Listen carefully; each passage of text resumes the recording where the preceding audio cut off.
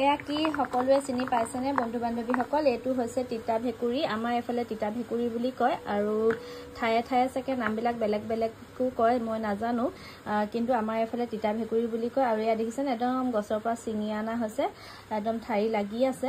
আৰু এতিয়া মই এইটো এটা এটাকৈ ধুনীয়াকৈ গুচাই ল'ম আৰু কেনেকৈ একেবাৰে তিতা নোহোৱাকৈ কেনেকৈ বনাওঁ সকলোখিনি ভিডিঅ'টোত চাই থাকিব, স্কিপ নকৰিব, শেষলৈকে চাব। নতুন কোনোবা সদস্য চাই আছে যদি চেনেলটো ছাবস্ক্ৰাইব কৰি দিব। আৰু এতিয়া এইখিনি মই ধুনীয়াকৈ চাফা কৰি লওঁ বলক, আৰু কেনেকৈ কি কৰি বনাওঁ সকলোখিনি দেখাই থাকিম বলক। এইফালে মই ভেকুৰীখিনি ভালকৈ ধুই ল'লোঁ, গুচাই মেলি ধুনীয়াকৈ ধুই আকৌ এয়া মাজত অকণমান অকণমান এনেকৈ ফালি দিছোঁ। এয়া দেখিছে এয়া ফালি দিছোঁ। আৰু এইফালে মই পিঁয়াজ কাটি থৈছোঁ, একদম ডাঙৰ চাইজৰ এটা পিঁয়াজ টুকুৰা টুকুৰি কৰি লৈছোঁ। আৰু কেঁচা জলকীয়া এয়া দিছোঁ, বহুত বেছি জলকীয়া দিয়া নাই, কমকৈ দিছোঁ। আৰু এইফালে আলু কাটি লৈছোঁ, আলু এয়া আলু কাটি লৈছোঁ ধুনীয়াকৈ সৰু সৰুকৈ। ইয়াৰে দুটামান ইয়াত মানে মই মিলাই কাটিছিলোঁ কাৰণে থাকি গ'ল, গতিকে এয়া আকৌ ঠিক কৰি লৈছোঁ বাৰু। এয়া চাওকচোন, মই এই ৰেচিপিৰ কাৰণে অকল পিঁয়াজ আৰু আলু, জলকীয়া, এইফালে তিতা ভেকুৰী একেবাৰে তিতা নোহোৱাকৈ বনাম। আৰু আগৰ ভিডিঅ'ত আপোনালোকে আগৰ তিতা ফুলৰ এটা ভিডিঅ'ত আপোনালোকে যথেষ্ট মৰম দিছে, তাৰ কাৰণে বহুত বহুত ধন্যবাদ।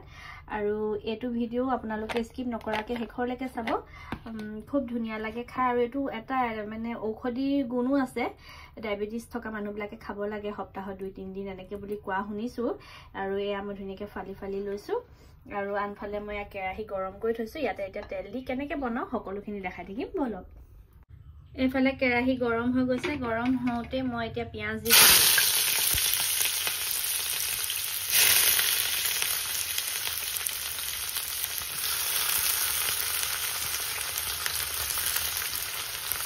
দেখিছে পিঁয়াজখিনি অকণমান ধুনীয়াকৈ ভাজি লওঁ।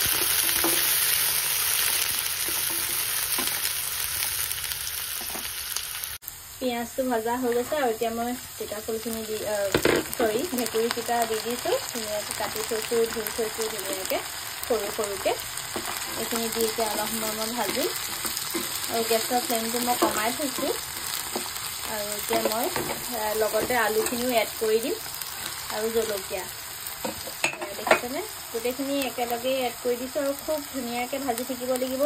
ইয়াত একো বেলেগ বস্তু এড কৰা নাই, নিমখ হালধি দিম আৰু একেবাৰে ড্ৰাইকৈ ভাজিম।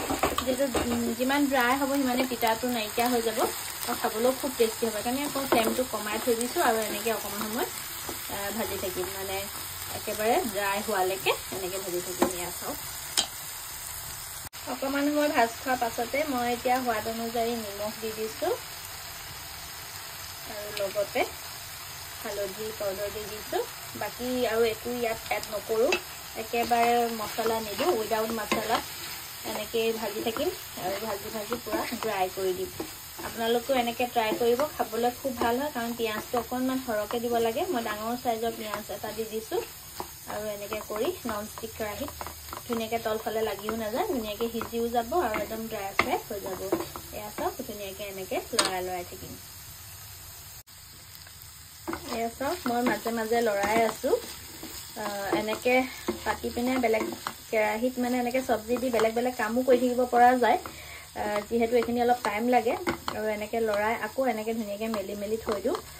যিহেতু ইয়াত ঢাকন নলগাওঁ, ঢাকনটো লগালে আকৌ পানী পানী নিচিনা হৈ যায় যে, সেইকাৰণে ঢাকন নলগোৱাকৈ এনেকৈ অলপ ফ্ৰাই কৰি আছোঁ। আৰু আপোনালোকক বহুত দিন মই ৰেচিপি ভিডিঅ' দিয়া হোৱা নাই, অলপ বেলেগ বেলেগ কামতো ব্যস্ত হৈ থকাৰ বাবে। তো আজি আকৌ এইটো ৰেচিপি দিবলৈ বুলি লৈছোঁ। আপোনালোকে কমেণ্ট কৰিবচোন কেনেকুৱা পায়, এনেকৈ বনাই খাই চাব। এয়া